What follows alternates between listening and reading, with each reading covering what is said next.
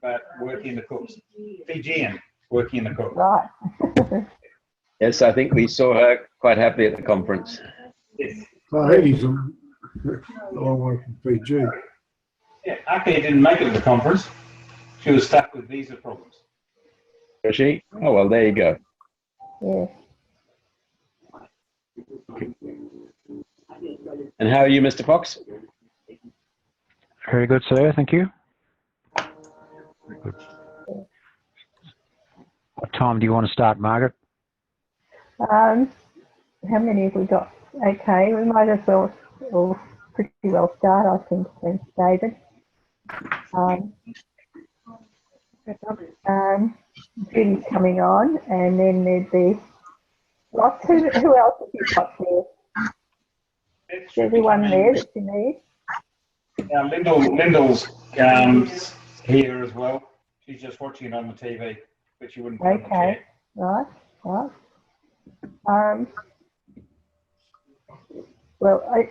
what I'm thinking is that probably what we should do is have our speaker first, and then we go on with the meeting towards the end.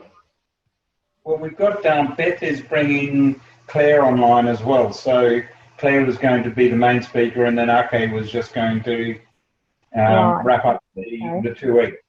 So we can wait for Claire. It all actually went very well. We sold just over $3,000 worth of stuff, which will, $2,000 worth, I haven't got it right in front of me, which gives us 15%, about $300 of our commission.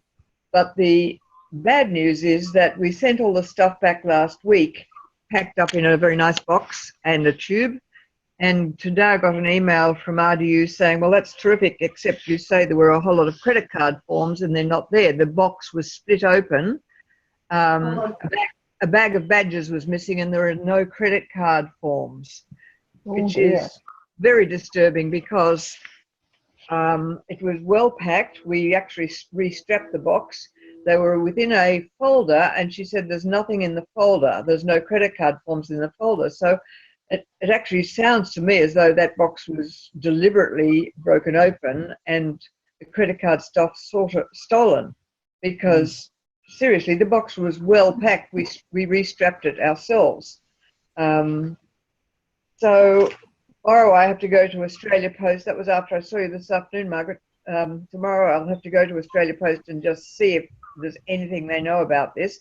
But of course, it wasn't insured particularly. It was just there. I've got a tracking number. That's all. So I need to find out what's happening because that totaled up to about something like $720 of credit card payments. But does that mean also people have people's numbers and details and signatures? Yeah, that's right. So the credit cards are pretty vulnerable. So all I think I can do is get the conference Brian or someone else to email all delegates saying, hey, there's an issue, because I didn't photocopy these forms. I didn't really think about that as a need. So all I have is the total on each card, but no details of the owner of that card, which is probably remiss of me, but it never even entered my head.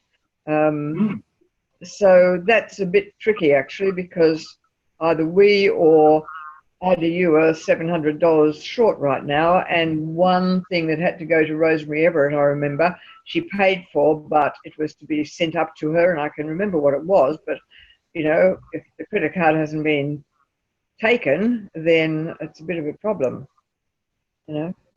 Oh, dear. All I can do is some sleuth work tomorrow and see what the story is. Yeah, maybe All the credit cards people.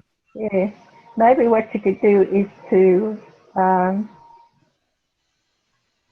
get Sue Lyon or Steve Hill to email everyone from the conference, and if they pay for something by card, to let them know so they can deal with their bank.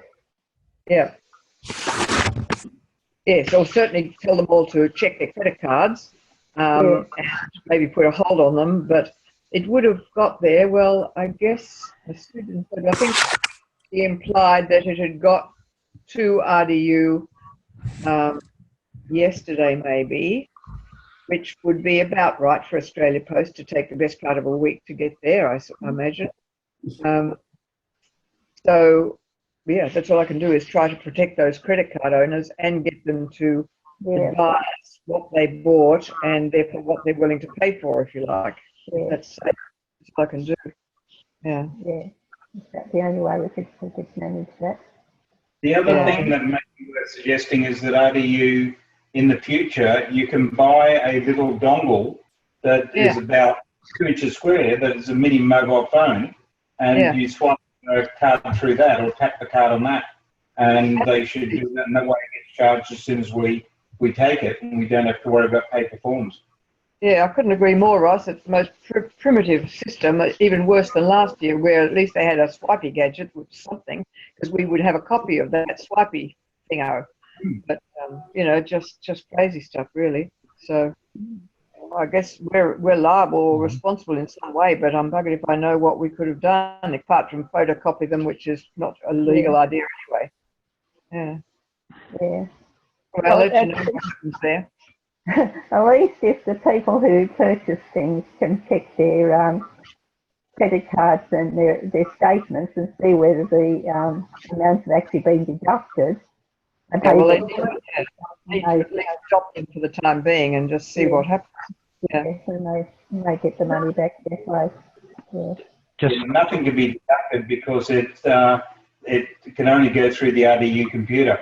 Anyone else trying to claim it, it won't go to the right account. So we should be okay on that. Right. Surely they could just use that credit card and the signature to put anything through anything. Absolutely. Yeah, but it won't come through as RDU, that's all. Yeah. Yes, people need to know. Yeah. Yeah, that's not got all the personal details, so yeah. Yeah. Yeah. Yeah. Well, that's Sorry about that. Just a bit of advice there, Judy. If you record an official case with Australia Post, they have their own internal investigation team. They're made up of ex-coppers, and we've had it recently here where someone slid open some envelopes and took credit card details out of it, and we reported it. And they actually undertake a proper investigation, and they like to know because it's the only way they can cut it out. Yeah. Well, I'll do that. Yeah, official. You want, and you don't leave till you get an official case and official case number. Well, okay. Yeah. That's good advice. Yeah. Okay. But other than that, the conference. Yeah. Mark was originally saying that we were going to do 2 days at Chevalier College up in Barrel, but he's now thinking that he may move to an alternate structure. But I was talking to them at the Goulburn Club last night. I went up there to talk about fellowships, and they were saying that he may move to a 3-day structure similar to Goulburn. But our suggestion, which I passed on to them, was that we actually look at 2 days, but with a 3 or 4 hour lunch, and they do their tours in the lunchtime, because we had a lot of people who turned up and then left in the afternoon to go home rather than staying around and contributing to the local community. Right. So Ross Ellis did, for example, went home and then came back the next morning. So A, you got a lot of people on the road, which isn't good, and B, there wasn't as much fellowship because people went off in all directions. Yes. Right. Yes. Maybe it's worthwhile looking at a project that everyone could be involved with rather than entertainment as such. Well, for those that weren't there, but I think nearly all of us were, the next year will be at the Chevalier College at Barrel.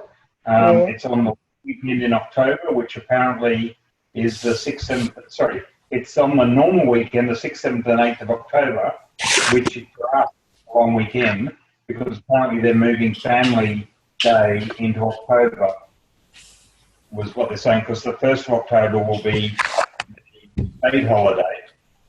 It will be the national, New South Wales holiday and week one after or something like that. So we can take 3 days, go off and enjoy ourselves in Barrel. Right. And then inviting a number of the fellowships through me to see if we can have the recreational vehicles camping on the oval. Anyone who wants to bring a tent can camp up there. They've got lots of other fellowships. They want to invite the cricketing fellowship because obviously being Barrel, they can then get involved in some of the activities around town, and they get a free entertainment on the Saturday night, which or cheap entertainment on Saturday night as part of the package. So that'll be interesting. Okay. Now, something I've just thought of is I spoke to Ross earlier. We need to have an AGM before the end of the year. I'm thinking that probably the next meeting should be the 24th. That's okay. I think you've got to give a 30-day notice of a general meeting. Do we? What does that take us up to? 24th.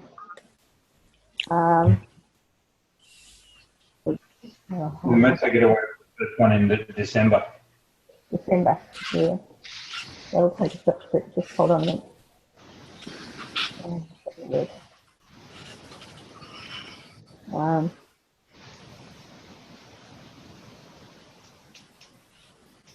Hello? Yep, we can hear you, Margaret. Okay, just hit the wrong thing, I think. No, I think that's that too. We've got Beth and Claire there now. Okay, well, if they're ready to go, we can continue the meeting afterwards.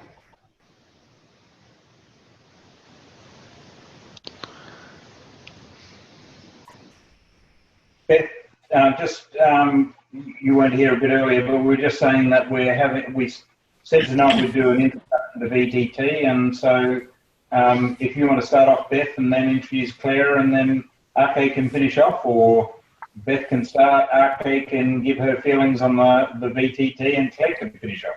Your call, Beth. Thanks, Ross.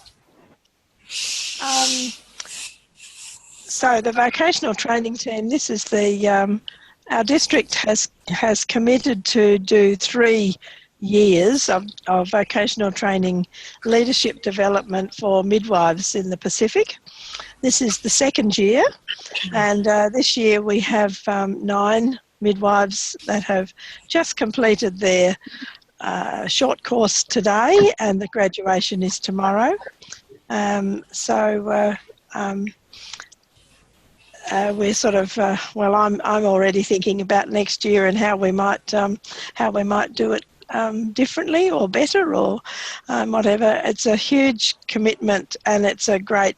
We get great support from the Rotarians of clubs within Canberra in particular. But this year we took the midwives to Tumbarumba, and Batlow and Tumut clubs also joined us for Saturday night last weekend. So a big commitment from those clubs down there too.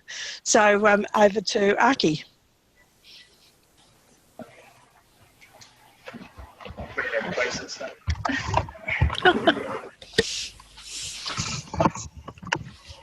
Is it close enough? Yep, that's yeah. Thank you very much, even though I arrived late. Just as a quick introduction to the rest of the club members. I'm Akineta Rikitilako. I'm a Fijian registered midwife, currently working in the Cook Islands in the OBGYN clinic. That's the obstetrician and gynecology clinic. And for the past 2 weeks, I really find it very useful. Some of the things I had not known before regarding leadership qualities and doing projects, as I have been tasked now, I will have to do a simple project within the next 6 months. And I'm looking forward to doing that. And I'm also thankful and grateful for the Rotary, especially because they are the main sponsor for the VTT program. The funding from the Foundation Global Grant for Rotary, and also to Beth, she's done a pretty hard work looking after all her children, bearing with us. Thank you for the patience and endurance. And also for Claire, being our mommy, being a team leader, a good role model. And yeah, I'm also grateful to having been hosted by one of your club members. I do feel at home, and I enjoy every moment of my stay here, and looking forward to meeting you people in the future. Thank you. Cool. Thank you, Aki. That's great. I'll just hand over now to Claire, our team leader extraordinaire. 2 years in a row, hopefully 3 years coming up. What do I do over here? Just talk. Well, that's shy. Okay. Is that shy? I want to say. So, kia ora and David, Claire's got a PowerPoint to show. A quick one. Very quick one. So, kia ora, Bulavanaka, and kia orana. So that's 3 of the 4 languages in greeting. Some of you may have been up at the Goulburn conference, and so I won't bore you with a whole lot of information, but this is a very special VTT team in terms of the change from the GSE, which you're probably all very familiar with. We're just trying to get it up on the VTT, or vocational training team. Oh, slide over. I'm just sliding over. Rob wants me to slide. So just hold on a moment while we do. I'm not too good with the techniques, so I need an expert, and Rob is always the expert here. So just give us 2 shakes of a lamb's tail while we bring this.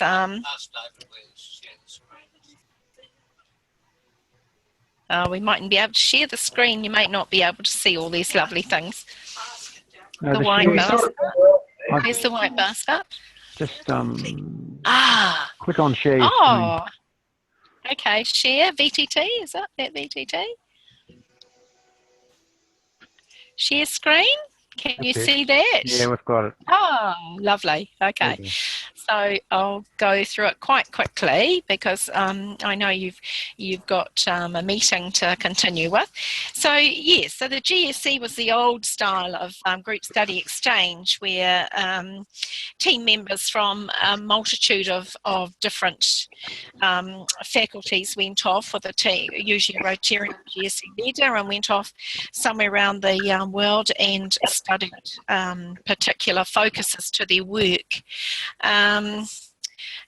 Now do I go down? How do I go down? Is it down on there? Where do I go down on here? Maybe? We'll just go through that. So last year we were surviving our first VTT team, which was very successful, only that we got 9 out of the 12, and of course this year we've done the same. And our biggest thing is the visas, and it doesn't seem that we thought we had it all sorted, didn't we, Beth? And Mary Woods over from the District 9920 New Zealand end thought we had it all sussed, but still ended up with issues in terms of getting visas approved. So unfortunately we couldn't bring our Kiribati midwives over. So the VTT, Rotary International, has now embraced 6 areas of focus, and I'm sure you're all aware of those. And the particular VTT focus is maternal and child health. And we've been fortunate to have this 3-year program funded both by your district and 9920, which is Auckland and the Pacific Islands, and with, as Aki so ably said, the global grant or Rotary International funding. So the money you put in is actually being topped up big time by Rotary International to enable this to happen. We'll just flick through there. So this is the Auckland District 9920. It's the largest maritime district in the world and encompasses 6 of the Pacific Islands. What's not showing up on there is Tahiti. Oh, it does actually, sorry, beg your pardon, on the right. So we encompass Tonga, Cook, Samoa, Fiji, Tahiti and Kiribati, which is a very small group of islands, and so the district governor spends a lot of time travelling around all these islands. We've got a lovely team of 3 from the Cook Islands, of which Aki is, although she's Fijian, she's been over in the Cook Islands and a blessing for the Cook Islands, I'm sure. And the 3 that have come from the Cook Islands have been very good leaders in their own right, and are going to take back a lot of skills to their women and families, and that's what the VTT is all about, actually enabling these women to gain skills in the leadership area so that their communities can benefit. We've got 3 from Fiji as well, and one of them is a public health nurse. She's the youngest one on the team, Ashwini, and she's got 2 young children. We must remember that these women come away leaving their families. For most of them, it's the first time they actually leave the families for any length of time.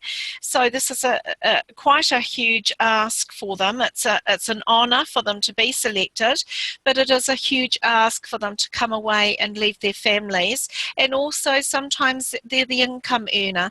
So the financial strain that also puts on the families when they're away for any length of time. So that some of them also, it's travelling for the very first time. They may not have had a passport before. They may not have travelled on an aeroplane before. As one of the Fijians related to us today, her nervousness about leaving where she knew, getting on a plane, and then who was going to meet her in Sydney, and then would she find the right plane to get on to get to Canberra, and was there going to be somebody in the dark at night to pick her up at the airport. So, you know, these are real concerns for these leaders that come all the way down to Canberra to do this learning. Kiribati, of course, these are the islands that are sinking with the global warming, and unfortunately we couldn't get the 2 that were really enthusiastic to come. Hopefully next time they may be able to get their visas in time. And then we've got 3 from Samoa, 1 from the island of Savaii, which is quite an isolated island, and 2 from Upolu, which is the main island where most tourists fly into. Savaii is the American Samoan end. So these midwives also didn't know each other, but had been in contact through that isolation. They are still in contact, but met for the first time coming down to Canberra. One of them was actually late arriving down as well. So I'll flick through that. This opportunity is huge, and you know, we will thank very much the district in thinking that this is a worthwhile team to actually continue with, and I'm hoping that New Zealand will continue as well. I'm sure it will. But as Beth says, it is time consuming. It does take a lot of energy to actually be doing all the preparing and organising, and from the New Zealand end getting the tickets and the visas and the medicals. So behind the scenes, you really don't realise the input that is actually going in. And here's our wonderful team, and all very colourful, sing beautifully, lead us with prayers every day, and have taught us all lots of leadership skills in their own rights for us to take on. We've got some of the home hosts there. If I can just point out, well, obviously you know Beth standing there. Next to Beth is Anne Kinnear, who is the Chief Executive Officer of the Australian College of Midwives. She's only just yesterday had a Torres Strait funding for Aboriginal women to actually birth on country. They call it $900,000. So behind the scenes, an extremely powerful woman, and we're very lucky to have her skills teaching us. And then also just beside Aki's got the lovely headgear on, is Dr. Jenny Brown. Now she's the one from the University of Canberra who puts program, this stunning educational leadership program together, and with her team is Ros on the left, Ros Woolley, Beth and Rob's daughter, and she's standing in the middle of the one woman from Samoa, and the little Ashwini from Fiji, who's the youngest on the team. And Ros, behind the scenes, keeps the oils and the cogs all running and makes sure that this 2 weeks of program at Canberra University functions to the high standard it does. So thank you on behalf of the team, and thank you for giving me this little bit of time to share with you. Ka kite anō, and go safely with love. Thank you. I just click off, stop share, maybe. Yep, there we go. Yep.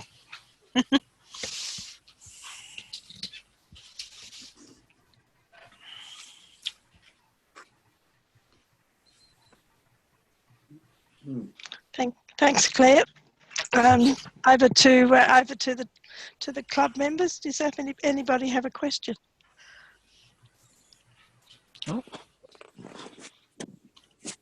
I'm sorry. How are the eligible midwives chosen? Is there a large lineup and you have to select? It's a little bit different on the islands. Hopefully you can hear me. We'd like to think there was a large lineup. The way the islands work, it's a little bit more hierarchical, and so often it's somebody in the ministry or somebody at high level that will suggest that certain applicants are appropriate to apply.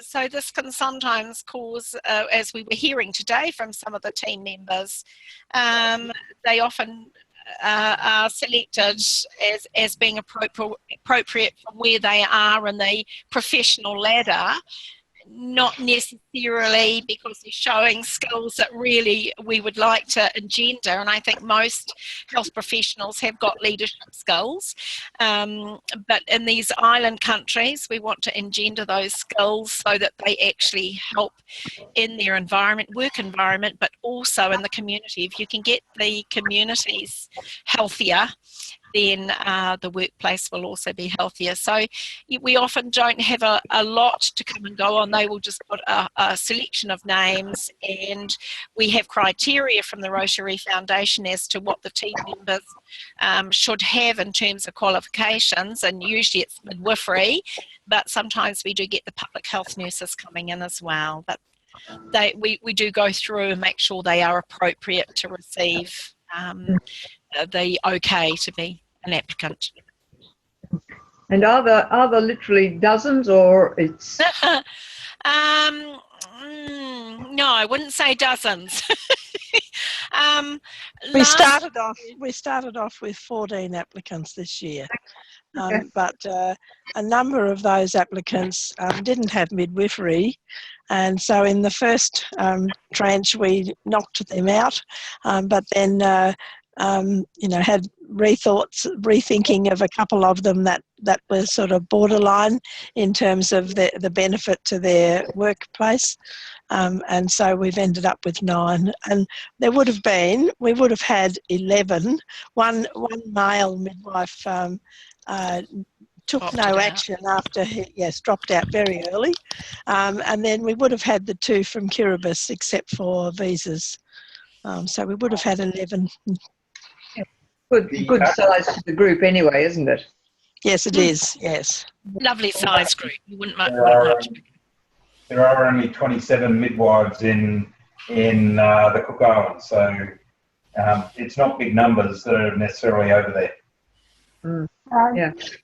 That's one thing. Also, there was a South Pacific forum on at the same time, which took a lot of the midwives from the Cook Islands and Fiji and Samoa over to that. So there was just a little bit of conflict in the timing this year, unfortunately. Just incidentally, when you're saying that some of them are trained midwives, where would they originally do the midwifery training? Most of them seem to, and Akaniti will correct me if I'm wrong, there is a nursing midwifery school in Fiji, and there is also a school in Samoa, and the Cook Islands has a nursing school but not midwifery, so most would go across to Fiji to do their midwifery. Right. Yeah, that was interesting. Yeah. Yes, so does anyone have any other queries? It's Bruce. I don't know if you can hear me. I was just wondering whether there is any follow-up support system. Absolutely, Bruce, and I think this is a difference with the VTT team. The GSC, there wasn't follow-up other than talking at Rotary clubs. With the VTT teams, there is a set criteria that they report back, and these midwives, as Aki mentioned, they're going back now to do a project in the area of work that they are, and that project they will evaluate and send a report in to back to Beth, and that goes into Rotary International. Now, one of the other things we're trying to get organised this time is that they actually link in with Rotary clubs. There's plenty of Rotary clubs around, most of them, and so we're putting systems in place to actually get the Rotary clubs to get them in to do a discussion about the actual VTT program that they've just been on, plus their project, and hopefully get a little bit more buy-in from the Rotary clubs in the areas where they're working. Yeah. Thanks. Hope that's helpful, Bruce. Thanks. Okay. Right, does anyone, anything else they'd like to ask? No? I'd say it's a very impressive program, and I think well done. Yeah. Thanks, Norm. I think you need to say well done to your very stalwart Rotarians in the district here who, you know, have been behind this project for some time now, and really working very hard behind the scenes to keep it going. So we're all really appreciative of District 9710 and certainly 9920 for funding, but there's a lot of hard work that you're doing that's keeping the project going, and the University of Canberra have been absolutely brilliant at providing a top class. I mean, I'm learning, and I've been a midwife for 35 years, so I'm learning as well along with these Pacific midwives. So it's learning all round. Yeah, that's great. Beth, you're very involved in this, aren't you? Yes, I'm the chair of the local committee. Yes, right.